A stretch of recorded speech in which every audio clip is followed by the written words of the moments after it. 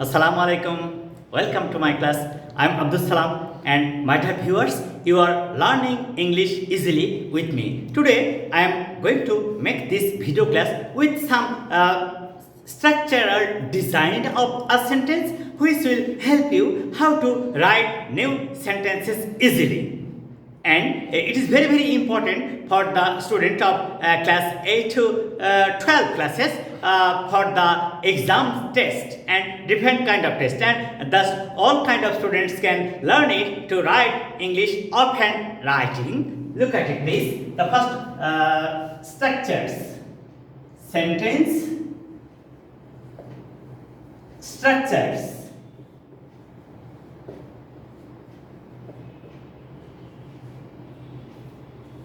The first one is so ...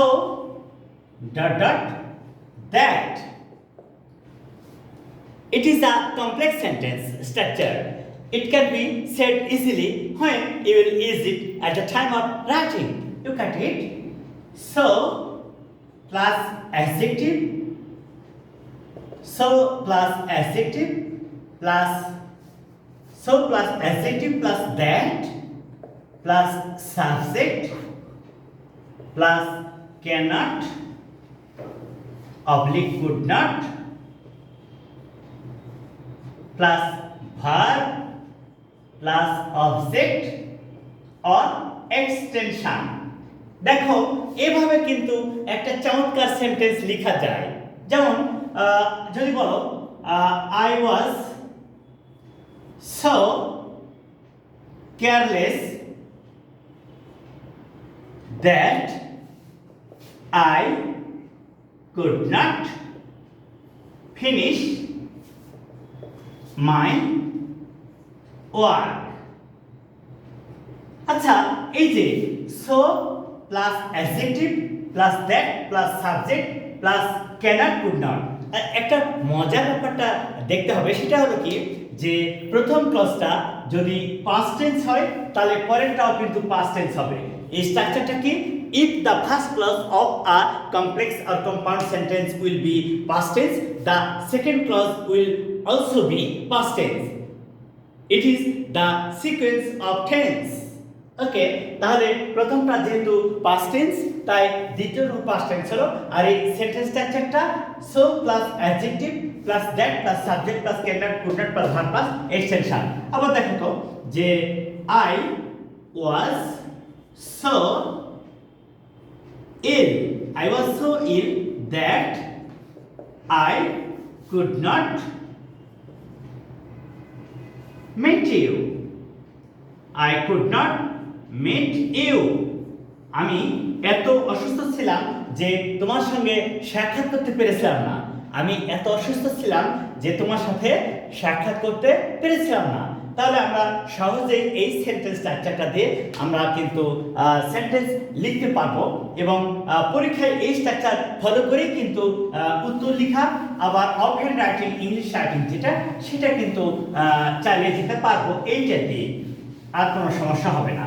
এবারে ওই so dot dot দ্যাটটা যখন জোড়া লেগে যাবে তখন কেমন হয় দেখো তো। সো দ্যাট অর্থ যাহাতে, so that অর্থ যাহাতে, ইহা দ্বারা উদ্দেশ্য বোঝায়। ইহা দ্বারা কোনো কাজের উদ্দেশ্য প্রকাশ পায়, উদ্দেশ্য প্রকাশ পায়। আচ্ছা, এবারে আমরা প্রমাণ করি। She went to market. She went to market so that she could buy some things. আচ্ছা, এই সেন্টেন্সটা আমরা কি ফলো করলাম? আমরা ফলো করলাম এটা একটা অ্যাফার্মেটিভ সেন্টেন্স। কিন্তু আগের সেন্টেন্সটা যেটা সো ডট ডট দ্যাট ওই সেন্টেন্সটা কিন্তু ছিল negative sentence.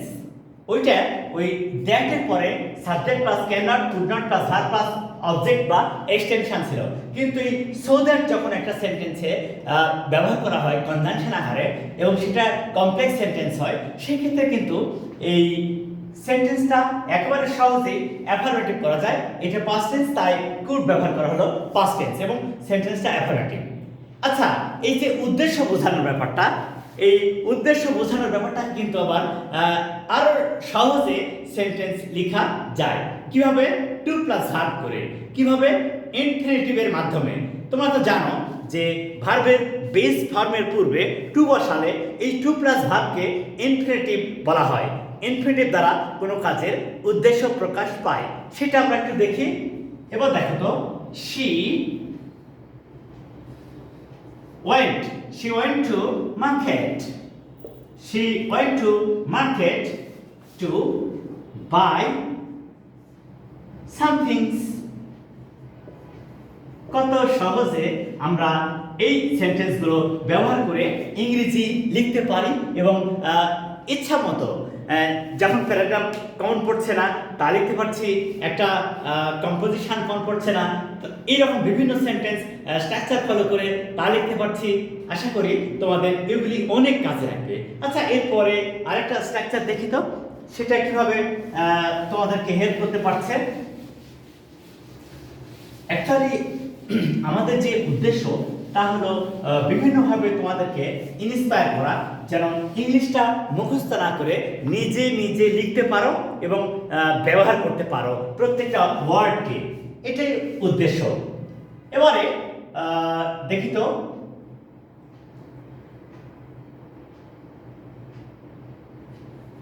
no sooner had than, এই স্ট্রাকচারটা আসলে কি? no sooner had than, তাহলে এবারে সেন্টেন্সটা লিখলে ক্লিয়ার হয়ে যায়। no sooner had he seen you then he embraced you.